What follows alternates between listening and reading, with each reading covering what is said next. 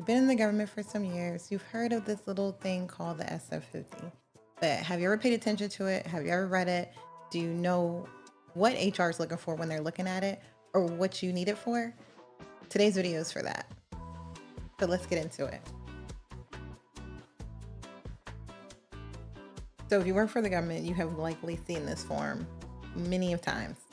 So now some of y'all been in the government for some years and you never really paid attention to the SF50. You know that you have it. You've never quite paid attention to it. You don't really read it. You just know that you get it when something happens. As long as I get paid, I don't care what's in it. I'm going to give you a quick overview of what the SF50 is, what it's used for, and what things you probably need to make sure that you're paying attention to on it. So let's get into it. That is why you are here. First off, what is an SF50? An SF50 is also known as the notification of personnel action. It documents any changes in your career. So any major milestones, I don't want to say major milestones, honestly, it just documents any changes within your employment that has happened. It could be anything from a new appointment, a reassignment, to a pay adjustment, to an award, so things of that nature. Too much of it, darling, too much. If you work for the government, you have likely seen this form and probably don't really know the importance of it. I'm gonna break it down into 3 different sections just so we can explain it really quick. I'm not gonna go through every box that's on your SF50, but if you have questions, please drop them in the comments. So for block 1, it's your legal name. So if your name is John, Johnny shouldn't be on there. It should be whatever your legal name, whatever's on your birth certificate, your social security card, your legal name should be on there and not what people call you. The second box is your social security number, which is super important. Social security number should be on it, documented correctly. It's very important. And I have seen it messed up, but social security number. Your date of birth, it's box 3. Always make sure that is correct. Dumb or something? And I know this sounds like an easy, who would mess it up? It happens. It happens. And you know it does. There's silly things that happen to people all the time. So you definitely know it happens. Go simple. I know that you're thinking like all these things, but I have seen it where those things haven't been correct because maybe somebody fat fingered something or they first day jitters if somebody's filling out the paperwork and then they filled out something wrong. So just make sure that you are checking and your information is correct. So let's jump down to section 2 and I'm gonna say, let's start with box 15. That is your position title. This reflects your official job and not necessarily your working title. So your official job title, not your working title, not what you call yourself, not what you ringleader or the clown show coordinator, but it's your real position title. Whatever it will be on your PD. So not your working title, because we all have working titles. It will be, they call me the ringling coordinator, but it really, I'm an admin officer and I have to get everybody together in the office, which is very true for them.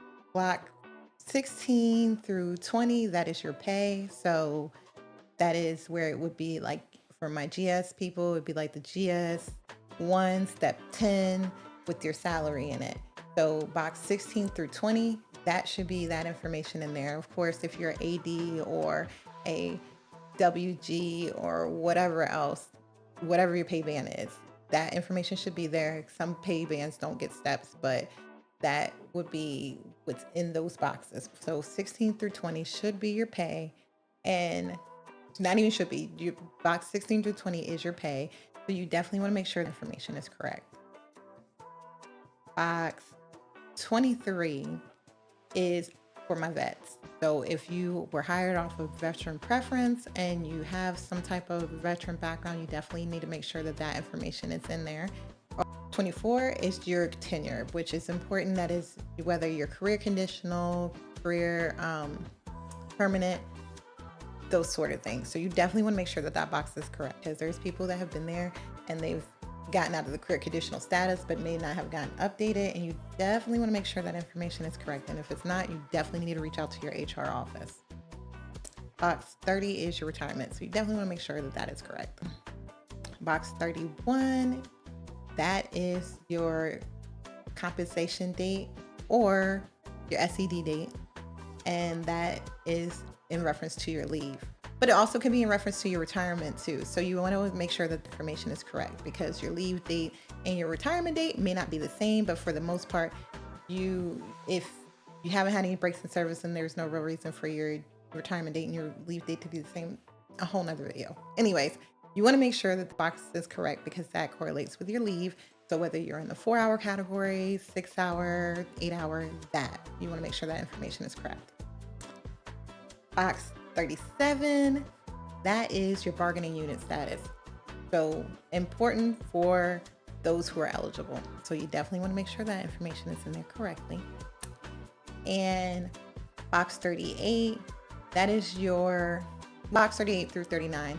That is your duty station location. So you definitely want to make sure that information is correct, because that potentially could affect your COLA or your locality raises. So you want to make sure that the information is, and it affects your pay. So you want to make sure that that information is correct, that you're listed where you're supposed to be listed. That is where your official duty station, that is where your official duty station is. So you definitely want to make sure that that information is correct. Mistakes happen, even on official documents. So you want to make sure that you're always checking in on these things. So quick recap, things that are super important to check into is your pay rate, your retirement, your series, your grade, your step, your SED date, and your duty station. Errors like this can affect your benefits, also can affect your pay. So you definitely want to make sure that those things are correct. And you should review it like your career depends on it, because it kind of does. So you definitely want to review it and make sure that that information is correct. Can I say that again? Do not assume that things are correct. Make sure you review it. And your SF50 is not just paperwork. It is important. You will need it when you apply for jobs. You'll need it when you retire. You will need to make sure that all this information on your SF50s are correct. And you will need it if you are, let's say you take a break of federal service. That situation is definitely important that you keep a copy of your records, so that when you re-enter the workforce or re-enter the government, that you have that information. And it's, if you ever leave the government and you decide to come back, your SF50 will be the most important paperwork that you would want to have with you. Compare the old ones to the new ones. Compare, make sure that you're comparing them and looking at it and making sure that the information that is supposed to be changed is changed, and the stuff that's supposed to be the same is the same. So, pro tip: keep a copy of your SF50s. I have a book, and see how big my book is, of all my SF50s, and I also keep a digital copy. So definitely keep a digital copy. You can definitely log into your EOPF and download the copies to keep every piece of paperwork, and definitely keep all your SF50s, because you'll never know when you need it, or if you have to compare it to something else, or what you got to look at. So definitely keep that. It's important. And there's no reason to get to the end of your career when you're getting ready to retire and then realize that you've worked 40 years and some chunk of history is missing somewhere and you don't have a copy of it either. So definitely keep a copy. We got this. Okay? So wrapping up, thank you guys for joining me. Thank you for being part of this quick little video. I appreciate you, because you have given me the most precious thing you own, which is your time. So thank you. Leave questions for me in the comments if you have any. Like, comment. Let's get into this. We're all in this together. So like, comment, share. Let's talk in the comments. Leave questions for me if you have any. If you just want to say hi, just say hi. Thank you guys. See you in my next video.